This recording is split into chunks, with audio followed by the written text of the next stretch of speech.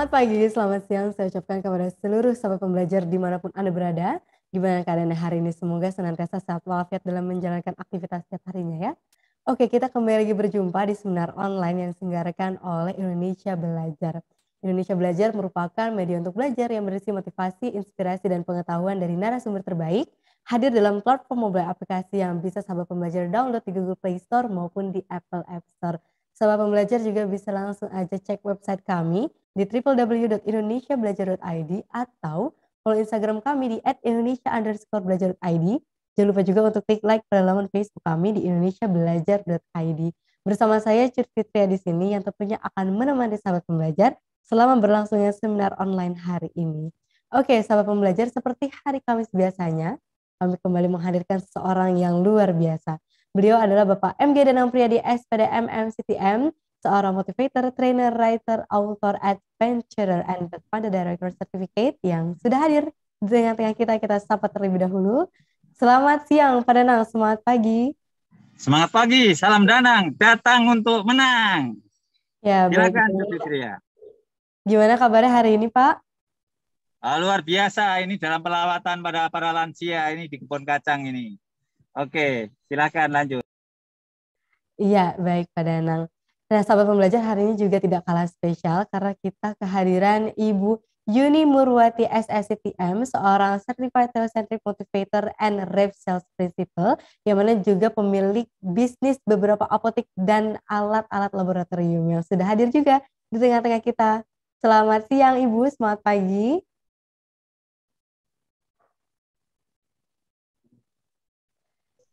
Semangat pagi semuanya Bapak Ibu, para sahabat Indonesia Belajar. Terima kasih. Gimana kabarnya hari ini Bu Yuni? Luar biasa, sehat, tetap semangat. Semangat bisnis.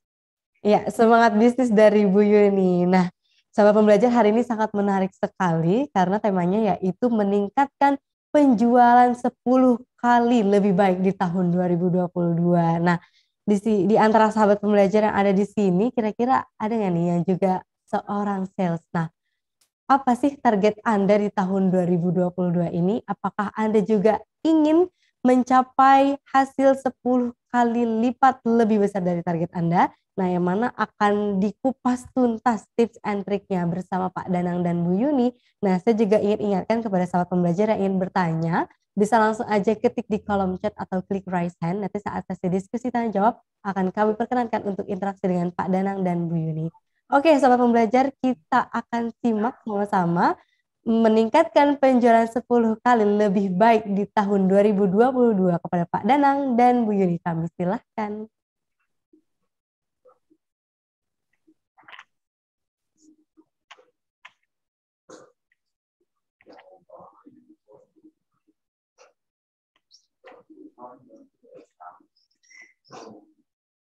Silakan Pak Danang, adakah?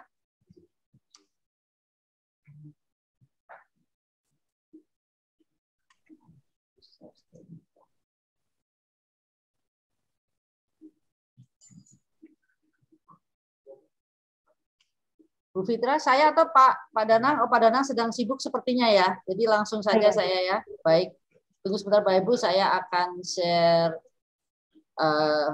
dokumen ya, men-sharekan PowerPoint-nya ya. Ya, sebentar.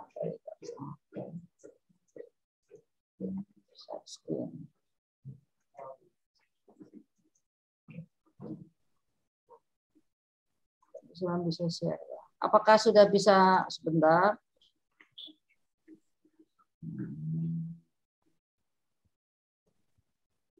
Baik, PowerPoint saya sudah terlihat ya Bapak Ibu semua, sahabat-sahabat para Indonesia Belajar, para pembelajar, terima kasih waktunya Pak Danang dan Fitra.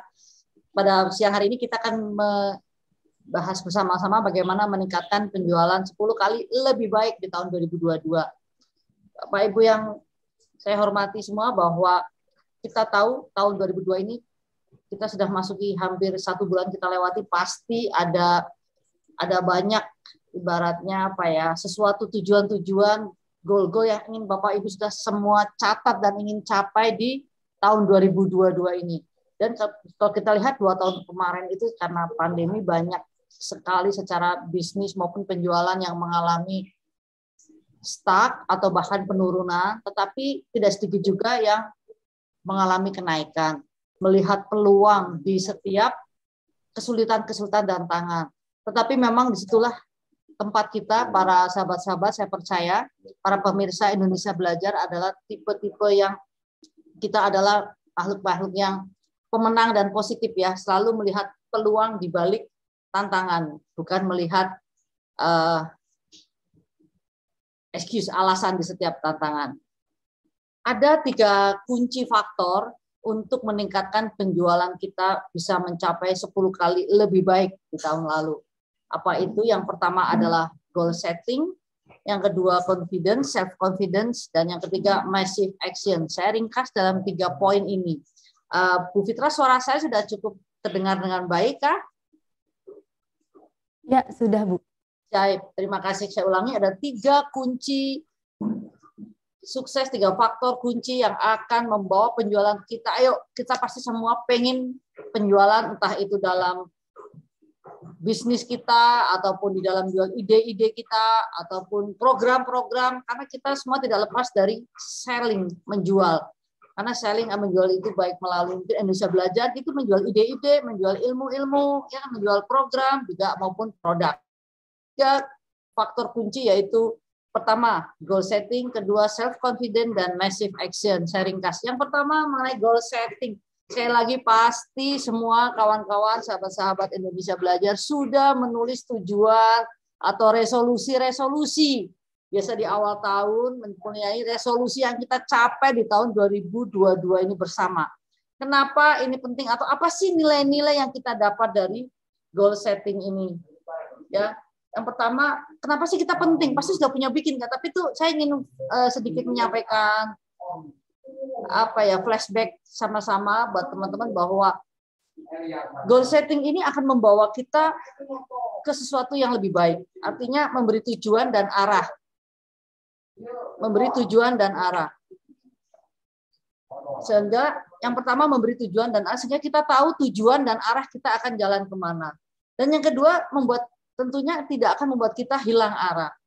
Karena kita jelas, jadi step kita, langkah kita akan menuju, kita tidak akan menghabiskan waktu dan lain-lain. Dengan adanya goal setting di tahun 2022 ini, kita akan pasti langkah kita akan kemana. Sehingga tenaga kita, energi kita, fokus pikiran kita akan kemana. Dan kita nggak akan hilang arah. Yang ketiga, itu menjadi prioritas, tetap menjadi prioritas. Kita banyak di awal tahun memiliki prioritas-prioritas, tetapi seiring berjalannya waktu, prioritas itu bisa meleset, tiba-tiba berubah. Kita sudah pengen misalnya resolusi 22 ini, saya ingin memiliki berat badan ideal. Katakanlah saya punya cita-cita goal setting akan turun, ibaratnya 5 kilo, tetapi di tengah ingin ikut gym, tetapi di tengah jalan bisa tidak semangat lagi. Kemudian di dalam penjualan juga saya akan target saya akan naik 3 kali lipat.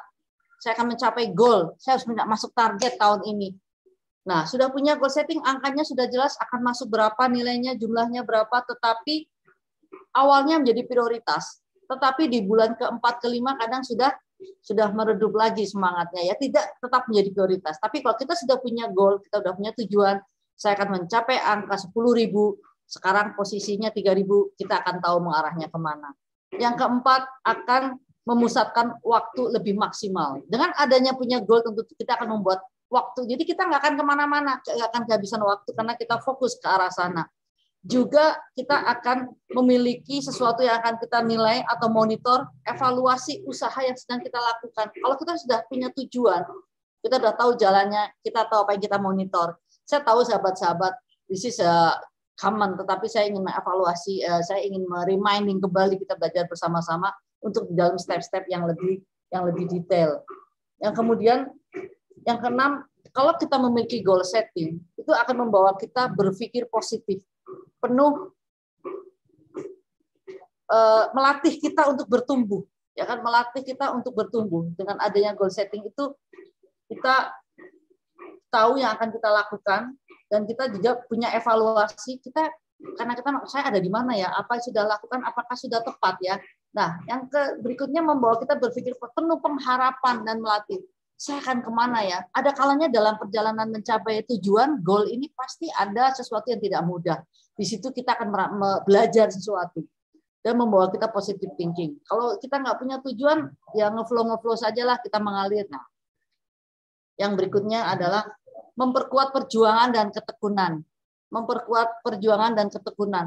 Kalau kita sudah memiliki goal setting dengan baik dan kita jalanin, kita pasti di tengah jalan ada halangan ingin menyerah, kita tetap berjuang. Nah, jadi ada pengalaman untuk berjuang dan kita memperkuat. Dan yang ke-8 menikmati proses, Bapak Ibu, menikmati proses. Kita jadi menikmati proses. Kemudian memberi kepuasan kalau mencapai goal. Nah, goal kita itu juga saat setting goal kan dalam 1 tahun mungkin besar saya akan mencapai 10.000. Tetapi mungkin tidak langsung 10.000, kita harus break dalam 3 bulan berapa, naik 2.000, bulan ke-6 naik 4.000. Dan setiap kita mencapai sedikit itu kita ada kepuasan sehingga akan membuat kita semakin semangat lagi untuk mencapai target yang selanjutnya. Nah, ada kepuasan sehingga yang terakhir adalah kita jadi semakin menghargai karena kita tahu apa yang kita perbuat. Kita menghargai apa yang sudah kita capai dan tentunya juga kita bersyukur kepada Tuhan yang Maha Kuasa. Ini yang salah satu poin-poin yang saya ingin sampaikan dalam goal setting. Yang kedua adalah self confidence. Nah, kita mempunyai tujuan, kita sudah bikin resolusi di tahun 2022. Sudah jelas saya akan mencapai penjualan 10.000. Kalau kemarin hanya 3.000, tahun ini saya akan mencapai 10.000 atau saya akan mencapai 30.000. Bagus. Sudah jelas. Goalnya sudah ditulis. Nah, di dalam mencapai ini ada beberapa godaan. Godaan pertama apa? Pertama tidak membuat, yang kedua tidak menulis. Kita harus menulis. Setelah kita memiliki tujuan itu, ternyata kita mesti memiliki yang kedua adalah self confidence, kepercayaan diri. Kepercayaan diri. Kenapa ini penting ya?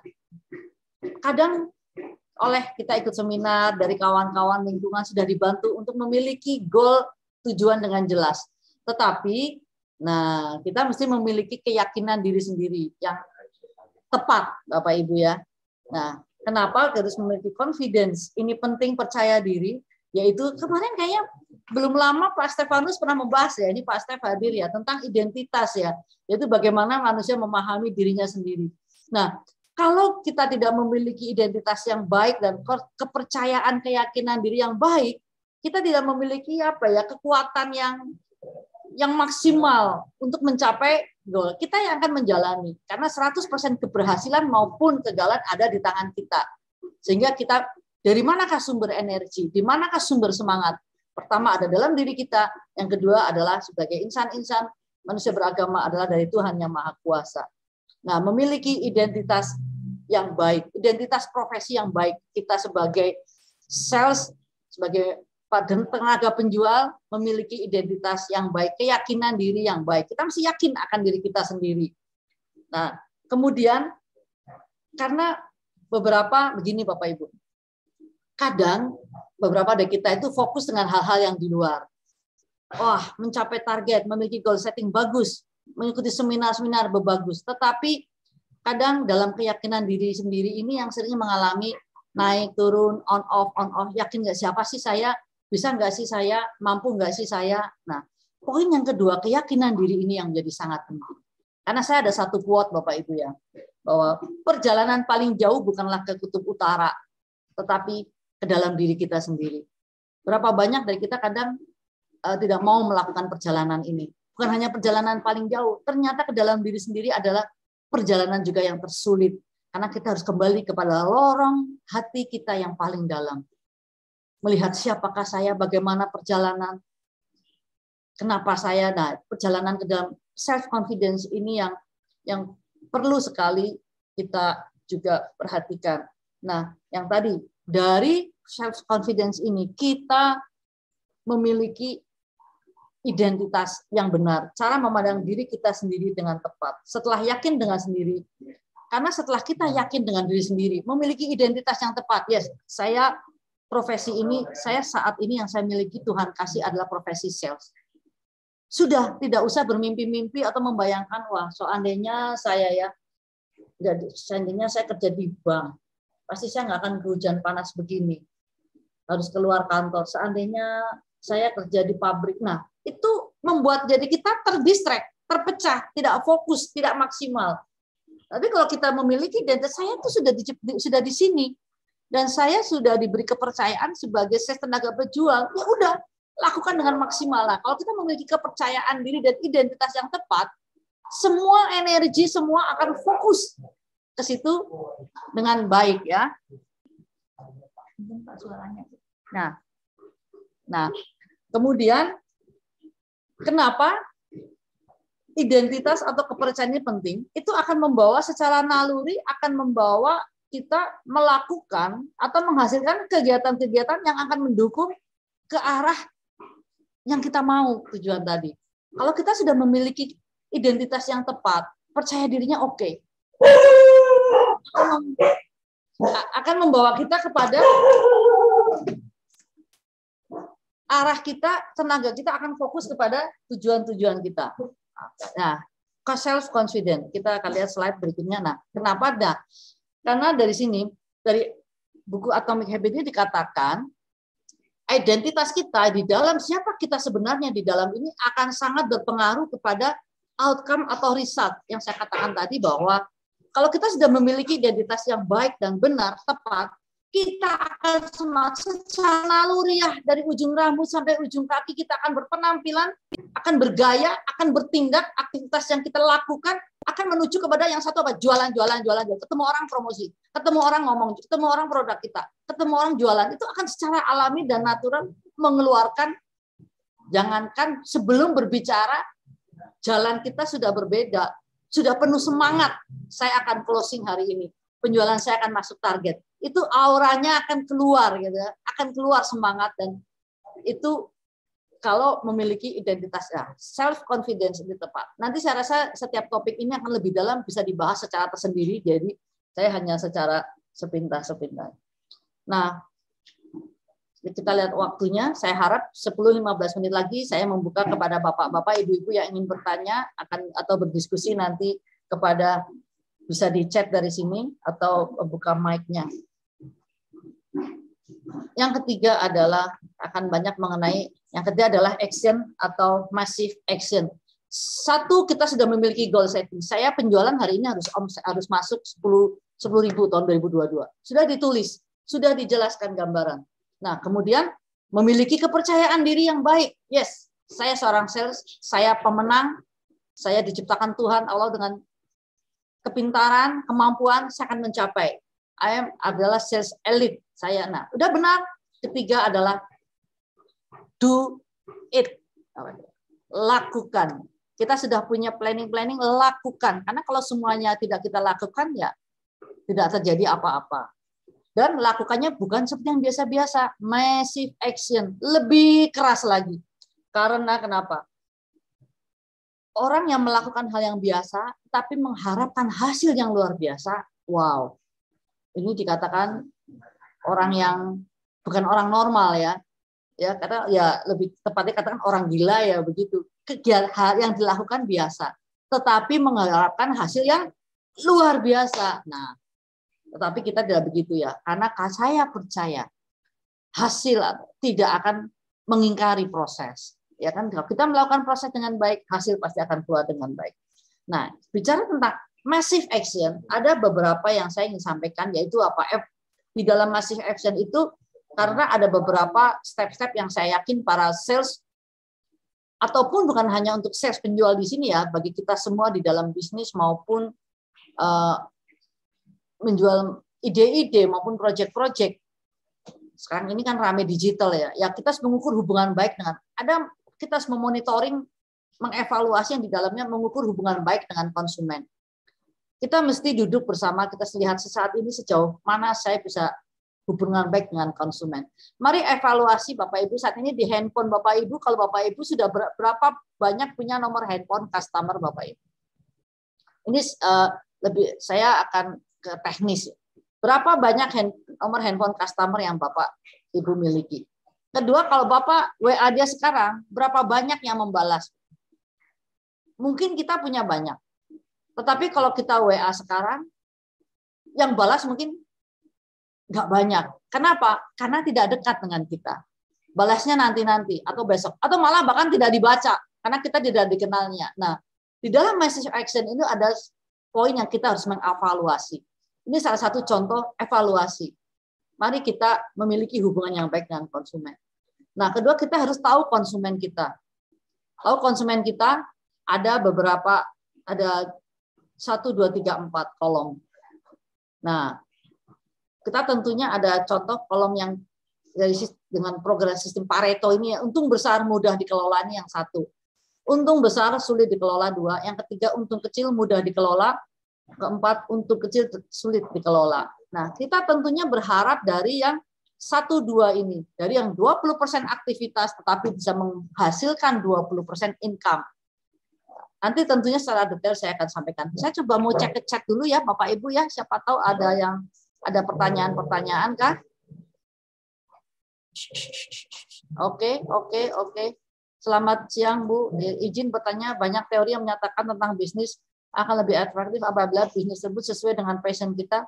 Namun bagaimana jika kita menjalankan bisnis yang kurang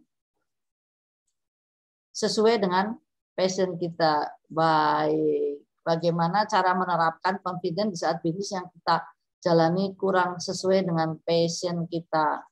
Wow, very good. Terima kasih Pak. Ini pertanyaan yang bagus nih.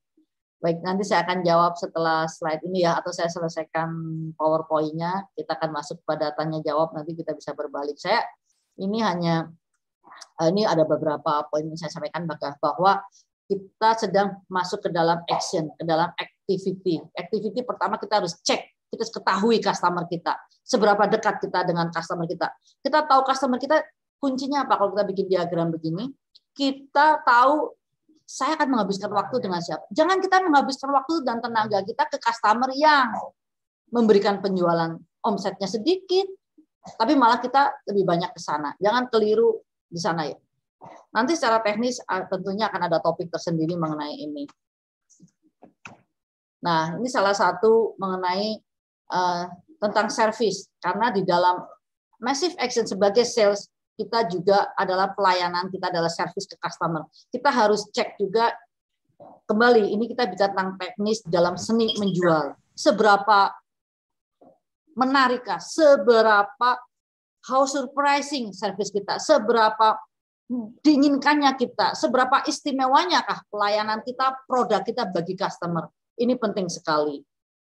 Nah, kemudian karena kita fokus menggali dan menemukan peluang untuk memberi solusi, nilai tambah, dan manfaat untuk kesuksesan pembeli. Bagaimana kita merawat, memaintain setiap customer kita. Nanti sekali lagi akan ada topik tersendiri tentunya tentang hal ini ya, karena di dalam selling, menjual, is about giving and serving. Profit is by product. Sebelum saya beberapa tahun ya, sebelumnya saya sempat berpikir bahwa yang pertama adalah profit. Saya harus menjual. Saya menjual produk, saya harus untung. Istilahnya fokus saya kepada untung. Tetapi belakangan ini saya mulai menyadari bahwa kalau hanya seperti itu, kita akan pendek dan tidak bisa maksimal. Tetapi sebaliknya, jika saat kita menjual, fokus kita adalah giving, memberi, dan melayani, profit itu akan datang dengan sendirinya. Profit is by product. Itu sangat tepat sekali. Nah, di sini juga bagaimana menjual dengan metode ref sense personality akan ada bahannya tersendiri. Nanti mungkin Pak Danang akan clear sendiri khusus ya.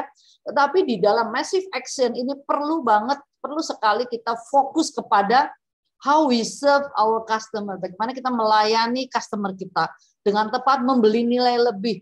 Tentunya juga melayani dalam arti sesuai produk yang memberikan sesuatu yang wow, karena kita berpikir jangka panjang. Nanti yang kita terima akan sesuatu yang di luar apa yang kita pikirkan. Nah, slide terakhir, kawan-kawan pembelajar dari Indonesia Belajar, be kind, all will back to us. Berbuat baik. Kenapa? Ini sebagai slide terakhir saya secara kesimpulan, kita harus berbuat baik kepada siapa saja, di mana saja, tidak mengharapkan kembali, rezeki datang dari mana saja berdasarkan taburan kita. Artinya setelah kita lakukan semuanya itu, pada ujung-ujungnya pertama ada 2 hal. apa yang kata terima adalah tergantung dari apa yang kita kerjakan. Dan yang kedua tentunya ridho dari Tuhan Allah yang Maha Kuasa. Nah, bagaimana Tuhan dan alam semesta akan berbalik kepada kita yang tadi berbuat baik kepada siapa saja, di mana saja, tidak akan kembali. Rezeki datang dari karena penjualan, Bapak Ibu. Saat kita hal-hal kecil, karena saya percaya sekali dan saya banyak mengalami ya, dalam berjalan hal-hal yang kecil yang kita lakukan, itu semuanya akan kembali kepada kita. Alam semesta akan mengembalikan kepada kita. Ya, itu bagaimana mungkin Tuhan yang campur tangan ya. Tetapi berbuat baik artinya saat kita menunggu, kalau saya dulu sebagai sales di rumah sakit dengan satpam, dengan para penjaga, kita ajak ngobrol, kita berbagi sedikit. Itu kita tahu rezekinya akan kembali dari mana. Ada saja kadang hal kita target tercapai, ini sesuatu, slide terakhir saya ini sesuatu yang supranatural yang mungkin tidak bisa secara teori ya. Karena saya percaya saat kita melakukan yang terbaik. Kadang dengan usaha manusia saja ada batasnya. Tetapi jika kita lakukan dengan sungguh-sungguh, tentunya ditambah dengan doa, sholat dan lain-lain, ada satu power ya, ada satu campur tangan ilahi yang akan membuat yang saya katakan bisa 10 kali lebih baik tadi. Kekuatan manusia itu kita terbatas, tapi kita punya Tuhan Allah yang tidak terbatas memberi rezeki kepada kita, tetapi itu semua tergantung juga bagaimana kita berpositif thinking dan berbuat baik di mana saja, kapan saja, tanpa mengharapkan kembali. Nah, kalau yang ini sih saya yakin Pak Danang lebih banyak cerita ya. Bu Fitria, slide saya sudah selesai. Secara prinsip saya hanya memberikan terus terang memang secara gambaran secara besar, secara detail. Jika ada kesempatan nanti lebih detail lagi dan beberapa contoh-contoh bisa ditambahkan.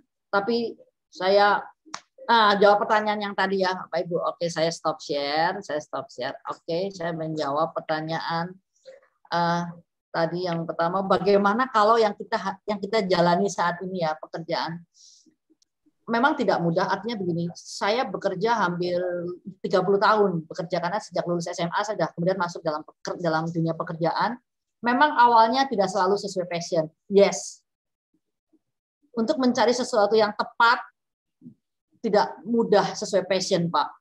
Tadi kan ada dua hal, pekerjaan dan diri kita sendiri. Sesuatu eksternal dan kita sebagai yang menjalankan. Seiring dengan waktu, awal-awal, yes, mungkin 5 tahun pekerjaan, bahkan 10 tahun pekerjaan tidak sesuai passion. Tetapi sebagai insan yang, kita lihat dulu pekerjaan ini, bagaimana ya? Ini memang ibaratnya pekerjaan yang Tuhan percayakan kepada kita, walaupun itu tidak sesuai passion, lakukan sebisa kita, semaksimal kita, dengan sungguh-sungguh pekerjakan, nanti akan membawa kepada passion kita. Kita mesti adaptif juga Pak. Punten dengan Pak siapa tadi ya? Yerin, saudara Yerin ya. Yes, singkat cerita, awal-awal nothing is not so perfect ya. Tidak semua sesuai harapan kita. Kadang tidak sesuai passion, yes. Tetapi lakukan. Karena di situ kita akan belajar. Kadang saya kalau interview kerja ditanya, apa tujuan Ibu kerja di sini? Jawaban saya sih pertama memang bukan gaji. Apa? I want to maximize my capacity. Aku mau memaksimalkan kapasitas saya. Karena diberikan pekerjaan apa kita kerjakan. Itu memacu kita. Ternyata saya bisa ya ngerjain ini ya. Ternyata ganti ban mobil saya bisa ya. Tapi kalau itu nggak pernah jadi, kita nggak pernah tahu. Kadang izinkan itu terjadi, Pak Yerin. Lakukan dengan tekun. Saya percaya 5 tahun, 3 tahun nanti akan mengiring dengan passion Bapak. Jangan hanya melihat dari sisi eksternal pekerjaannya, tapi juga ke internal Bapak. Juga Bapak mungkin perlu ada sesuatu yang di fine tuning passion Bapak. Jangan menyerahkan 100% kepada pihak luar untuk mengikuti 100% Bapak, tapi ada kalanya mungkin juga Bapak perlu adaptif 10-20% untuk menyesuaikan sehingga nanti akan ketemu titik yang tepat pekerjaannya sesuai dengan passion Bapak. Demikian Pak Yerin dari saya. Ada pertanyaan lagi? Boleh saya tambah? Silakan Pak Danang. Saya tambah dulu. Pasti tadi judul Ibu Yuni yang sampaikan ya. Untuk bisa buat 10 kali lipat. Waktu saya menulis buku ini saya nggak tahu bahwa kalau nyetak buku paling 1000. Tapi buku ini sudah terjual 10.000. Artinya 10 kali lipat. Ini faktor yang nyata. Satu. Yang kedua, ada yang membaca buku saya namanya Pak Bowo dari Bali, menjual lukisan di galerinya. 2-3 hari paling laku 400.000, 500.000. Tapi setelah membaca buku saya, lalu hanya memakai ilmu salam sapa yang ada di sini, dia dalam setengah jam bisa menjual lukisan masterpiece nilai 10 juta. Artinya apa? Puluhan kali lipat lebih dari apa yang dia lakukan. Ini contoh. Jadi kalau pengen belajar bisa jualan banyak, nah mungkin perlu baca buku saya ini kayaknya ya, supaya ini nyata. Yang kedua, buku saya ini 77 plus tanya jawab terus berjualan. Ini ada seorang ibu namanya Ibu Hani dari Banjarmasin, Ibu Irma. Dia dalam seminggu setelah baca buku ini bisa jual 2 properti syariah. Karena tersemangati bisa 10 kali lipat, dia ingin dalam sebulan ini bisa menjual 10 properti syariah. Artinya ini hal yang nyata, dipraktekkan itu bisa. Yang terakhir buku saya yang ketiga. Ini Sakya Sugata, itu kepala wihara ya di Bandung. Ya pertama hanya beli buku saya 1. Tapi begitu dia tahu bukunya isinya bagus, dia sampai membeli 30 dan dibagikan ke teman-temannya. Jadi bukan hanya 10 kali lipat, 20 bisa 30 kali lipat.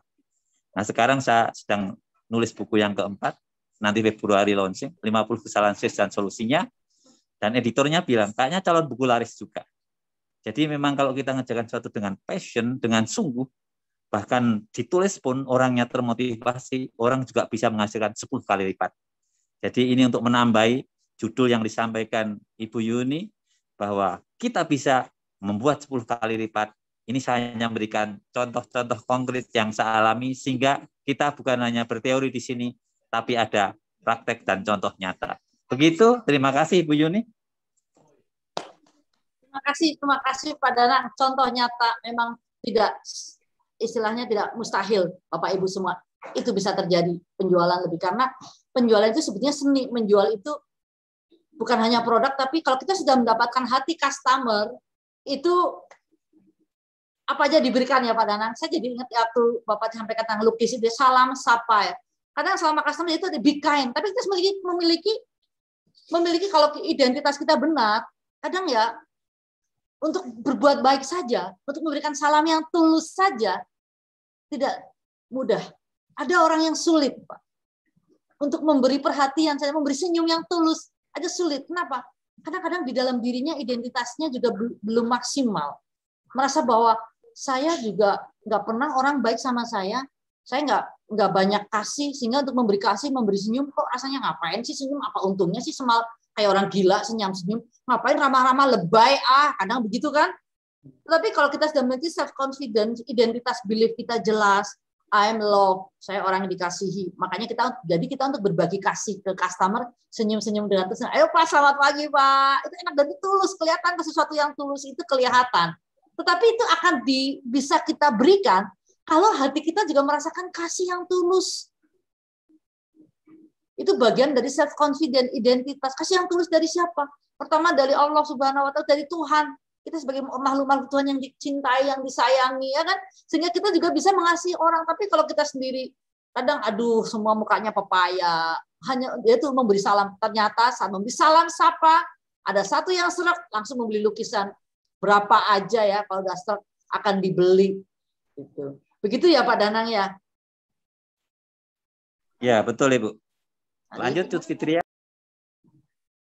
Iya, baik. Terima kasih Ibu Yuni atas pemaparannya tadi, sangat menginspirasi sekali ya Bu, khususnya untuk yang ingin kejar target 10 kali lipat. Nah, tadi sudah ada pertanyaan dari Ibu Yerin tentang passion dan confidence kaitannya seperti itu ya Bu. Semoga tercerahkan ya kepada Bu Yerin. Nah, selanjutnya ada pertanyaan yang masuk lagi nih Ibu dari Pak Fatah. Selamat siang Pak Danang dan Bu Yuni. Apabila bisnis kita mengalami kegagalan terus-menerus, apakah kita tetap memperjuangkan dan mempertahankan bisnis tersebut atau kita banting setir mengganti ke bisnis lainnya? Nah, mungkin ini boleh dijawab terlebih dahulu oleh, silakan Bu Yuni. Ya, baik. Pak Fatah ya yang terhormat Bapak. dalam sejak pandemi ini memang tidak mudah. Tidak semua bisnis mengalami seperti bilang bisa bertahan saja itu luar biasa. Jadi saya tidak bisa menjawab bahwa Bapak harus banting setir, pindah ataupun tidak. Tetapi ada dua hal dari saya. Pertama tentunya dievaluasi. Evaluasi secara benar, di manakah permasalahannya. Kalau permasalahannya kegagalan karena memang sistem atau manajemen, tentu tidak harus pindah, perlu kita hanya diperbaiki secara internal saja. Nah, yang kedua adalah memang ya kalaupun berpindah Bapak kita mesti introspeksi karena bisnis yang terbaik atau pekerjaan terbaik tentunya melakukan apa yang kita sukai atau melakukan yang kita kuasai. Kembali melakukan bisnis adalah pertama apa yang kita sukai atau yang kita kuasai. Nggak selalu yang kita kuasai itu kita sukai, tetapi setidaknya kita punya knowledge-nya, kita punya ilmunya, kita mengerti. Nah, jika itu sudah Bapak dapatkan, memang Bapak memahami bisnisnya, tetapi situasi sedang tidak baik, dan kemudian juga ada beberapa internal yang harus dibenahi, tentunya kita bisa mengoreksi, mengevaluasi. Tetapi kalau harus berpindah, bisa diperhatikan lagi kembali yang kedua tadi, Bapak menguasai atau Bapak mengasihi. Love your work, work your love. Demikian dari saya, Pak.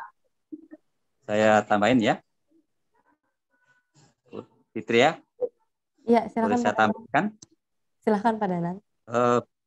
Ibu sekalian, kalau kita menaruh telur, jangan pada satu tempat, mungkin bisa ada 7 tempat.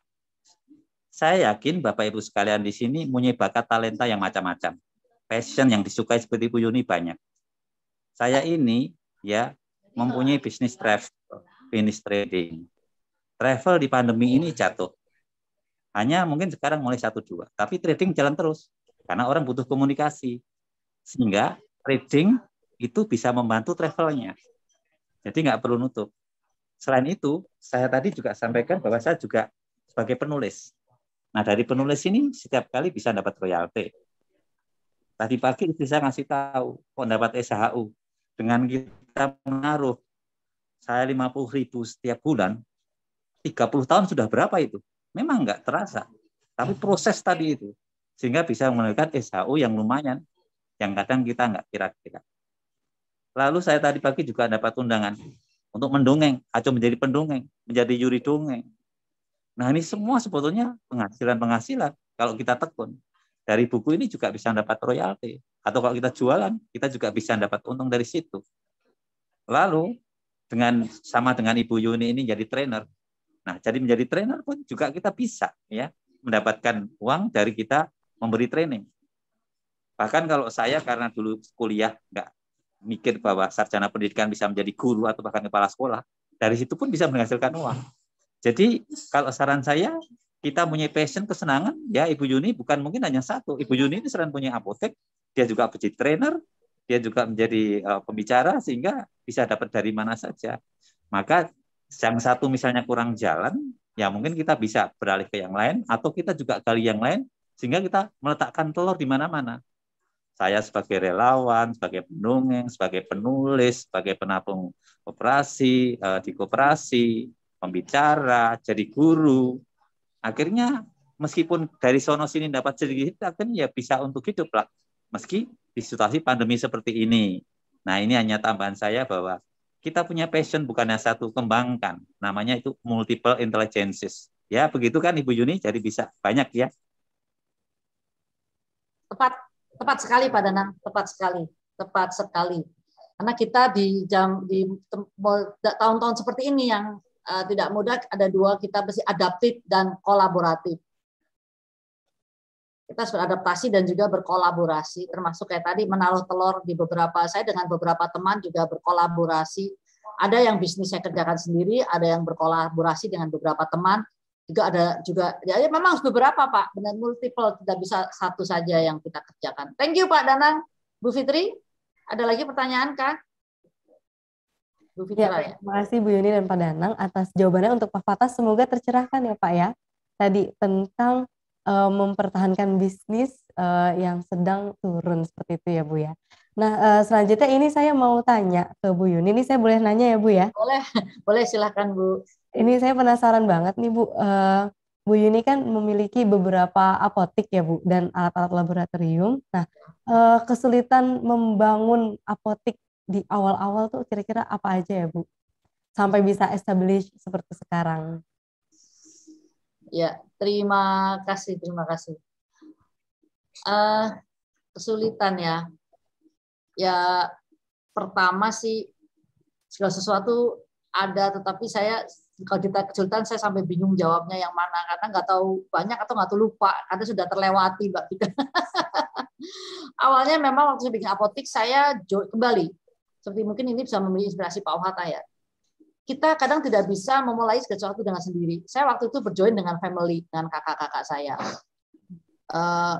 Ruko kita beli dan juga apotik. Tetapi berjalan dengan waktu 2 tahun kakak saya pada menarik diri karena dia ada keperluan yang lain sehingga saya ditinggalkan sendirian. Ini tidak mudah. Ini saat-saat sulit. Tetapi ya kembali di sini perlu ini jagonya Pak Stef, endurance, ketahanan dan semangat. Semangat saya benar-benar pada waktu itu karena harus sendiri dan mengembalikan saham kakak-kakak saya itu tidak mudah. Itu tidak mudah sehingga tapi bisa kita lalui, artinya kita semangat, open mind, kalaupun saya harus pada waktu itu kredit ke bank, ataupun mendapatkan suntikan dari KTA, kadang harus dijalanin, gitu kan, tapi ya kita komitmen dan itu bisa kita lalui, akhirnya ya apotik saya sudah berlangsung hampir 20 tahun yang di Sentul ya, hampir berjalan 20 tahun dan ya alhamdulillah puji Tuhan sudah bisa menjadi milik sendiri, begitu kan, tidak kolaborasi lagi. Tetapi ada 2 lagi saya kolaborasi dengan teman, karena memang di dalam bisnis ini tidak selalu kita bisa sendiri. Ada kalanya kita perlu kolaborasi. Tidak apa-apa. Semua itu kembali kepada tadi Bu Fitra, self confidence, keyakinan diri sendiri bahwa saya bisa, yes saya bisa.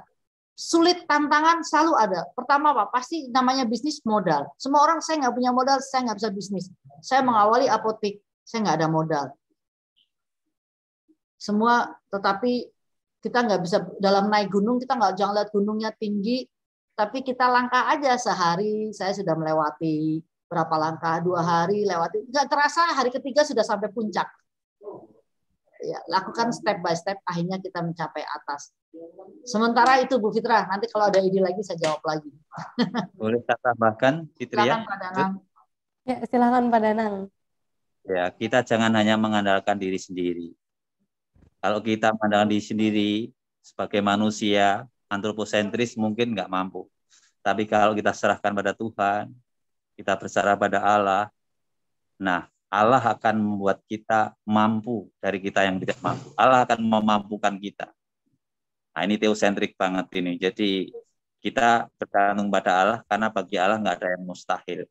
Dalam usaha, kerja, bisnis kita, kalau kita berserah pada Allah, kita berdoa, ada rasa antusias di dalam teos Tuhan. Spirit Tuhan di dalam diri kita. Kalau spirit Tuhan ada dalam diri kita, siapa berani melawan? Ya, kita bisa berharap akan jadi sukses karena Tuhan akan memampukan kita dalam bisnis apapun. Begitu ya, Cut Fitria ya. Jadi betul sekali. Thank you Pak Danang mengingatkan. Thank you mengingatkan Pak Fitra. Benar. Setiap masa saya ingin melanjutkan satu quote bahwa kalau kita siapa yang berlutut kepada Tuhan Allah pagi-pagi, maka dia akan bisa berdiri kepada siapa saja gitu ya Pak Danang ya. Do the best, may God do the rest. Kita yang terbaik dan Tuhan akan menyempurnakan usaha dan hasil kita. Terima kasih. Kita menunggu, saya mengucapkan selamat kepada kawan-kawan yang sudah join di Indonesia Belajar, Pak Ari, Pak Dwi, Bu Selvi sudah hadir di Indonesia Belajar, Pak Stefanus, semuanya, Bu Yerin. Terima kasih juga Bu Yuni. Halo, nyapa Bu Selvi, luar biasa, semangat ya. Semangat terus. Amin. Bu Selvi, katanya minggu depan ya di Indonesia Belajar. Saya tunggu ya Bu. Saya tunggu. Maka saya lihat Bu Yuni dulu. Kita bersyukur, terima kasih Pak Danang, Forum Indonesia Belajar ini kita benar-benar belajar, dan memang pembelajar sejati adalah terus belajar, tidak pernah berhenti ya Pak Danang. Terima kasih, terima kasih. Pak Steph, ayo speak something, silakan Yes, Pak Steph. yes. Ini very endurance. Yes, semangat. Wah, selamat Bu Yuni, luar biasa sharingnya, ya sangat menginspirasi. Saya kebetulan lagi di luar nih, jadi mungkin suaranya kurang jelas. Tapi saya boleh tambahkan tadi yang Bu Yuni sampaikan, benar-benar bagaimana itu dibutuhkan setiap perjuangan itu kita bukan lari sprint ya, tetapi maraton. Yes. Artinya memang dibutuhkan yang namanya endurance. Nah, endurance ini bisa kita dapatkan kalau kita benar-benar sudah tahu identitas kita. Banyak orang yang lari sprint, banyak orang gonta-ganti usaha, karena apa? Karena sebenarnya dia belum tahu identitasnya dia sebagai apa.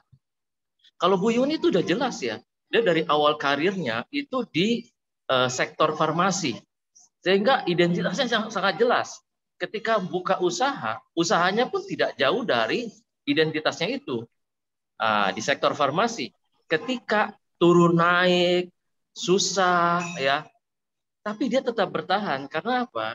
Karena jelas dia tidak berpaling dari identitasnya. Jadi buat teman-teman, sahabat-sahabat pembelajar, yang perlu sekali lagi kita ingatkan adalah bagaimana menemukan identitas diri kita.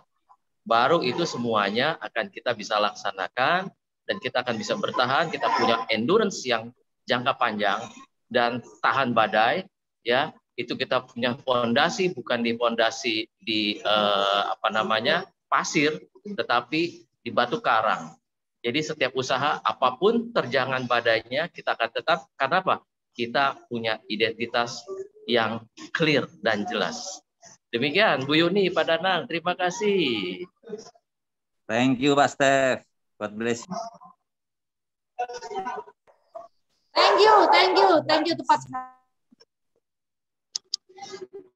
Ya, baik sahabat pembelajar, kita sudah berada di penghujung acara. Kami persilahkan kepada Bu Yuni dan Pak Danang untuk menyampaikan closing statement. Mungkin dari Bu Yuni terlebih dahulu, silahkan Bu. Ya, terima kasih. Tadi sudah sampaikan Pak Steph ya, kita adalah melalui maraton ya. Jadi sebagai kita tidak bisa menghabiskan langsung sprint, habis tenaga sekali lari. Kita harus tetap step by step, harus tahu kekuatan, identitas. Pertama adalah yang saya sarankan, poin yang kedua, self confidence. Perjalanan yang tersulit bukan ke kutub utara maupun ke padang belantara, tetapi ke dalam diri sendiri. Let's go find with yourself. Thank you. Terima kasih Bu Fitra.